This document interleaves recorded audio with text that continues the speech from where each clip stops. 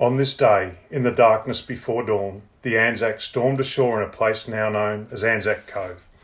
It was our first major contribution to the world as a nation. Australia was only 14 years old. 2,000 ANZACs were dead by the end of that day, but through perseverance, courage and comradeship, they held their ground. It certainly was a baptism of fire. The campaign lasted another 8 months, until the 35,000 ANZACs remaining were evacuated. We should never forget the deeds, courage and fortitude of these original ANZACs. At Lone Pine, in just over 2 days, from 6 August 1915, 7 Victoria Crosses were awarded for valour to Australians. They established a tradition and a national pride that we should be proud to follow. These ANZACs and many thousands of other men and women went on to fight in the frightful battles in Europe, where small village names are etched in our history. Fromelles, Bullecourt, Mont St Quentin, to name a few. We remember the terrible losses of the trench war in Europe and the brilliant victories of General Sir John Monash and the Australian Corps in France in 1918. Of course, there are many other names from other wars where Australian lives were lost in the cause of a better world. We remember the airmen who flew in hazardous missions over Europe in World War II, the gallant pilots who fought in victory at Milne Bay. We remember the sailors and submariners who were away from home for long periods on hazardous missions, fighting to keep the vital sea lanes open, HMAS Sydney, Midway and Coral Sea. There were battles near our homeland in the inhospitable terrain of New Guinea. We remember those who became prisoners of war. Later, Australians fought with distinction in Korea and took part in campaigns such as Borneo and Malaya.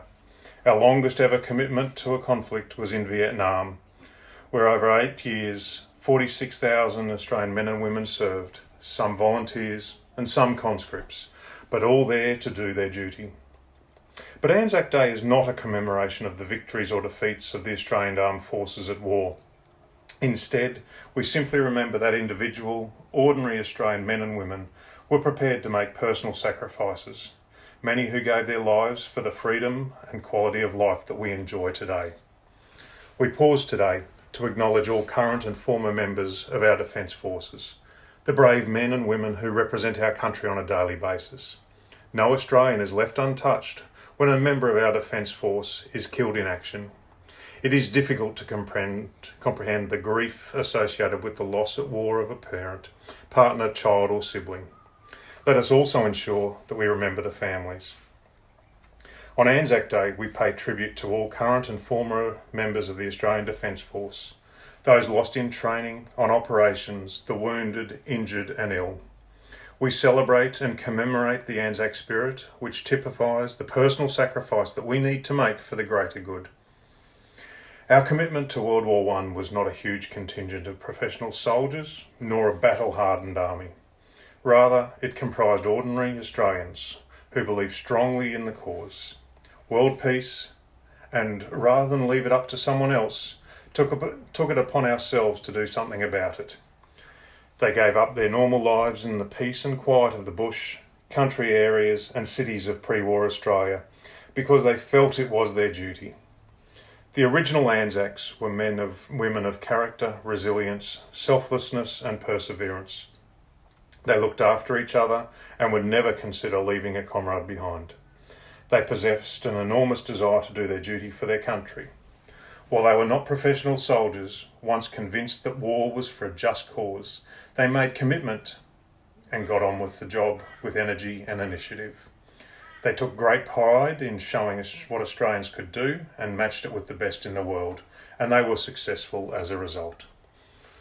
The first Australian Imperial Force was a great society, a community based on equality, tolerance and a fair go for all. They did not care where a person came from, their religion or the colour of their skin, only that they did their job well. Well led, the ANZACs adapted quickly and was second to none. The spirit of ANZAC is relevant today for all of us as it was all those years ago. We need to be vigilant that our society remains one that values freedom, tolerance and a fair go for all. We need to maintain their sense of commitment, courage and perseverance to get through the tough times. The need for us all to look after each other is probably greater now than at any other time in the past, and Anzacs continually showed this sense of humanity and compassion. The Anzacs focused on what was really important, as we must do today in our everyday lives. The Anzac spirit exists in each of us, so therefore let us be guided by the Anzac spirit in facing the national and personal challenges ahead, and let us strive to be worthy of the memories of those we honour today, lest we forget.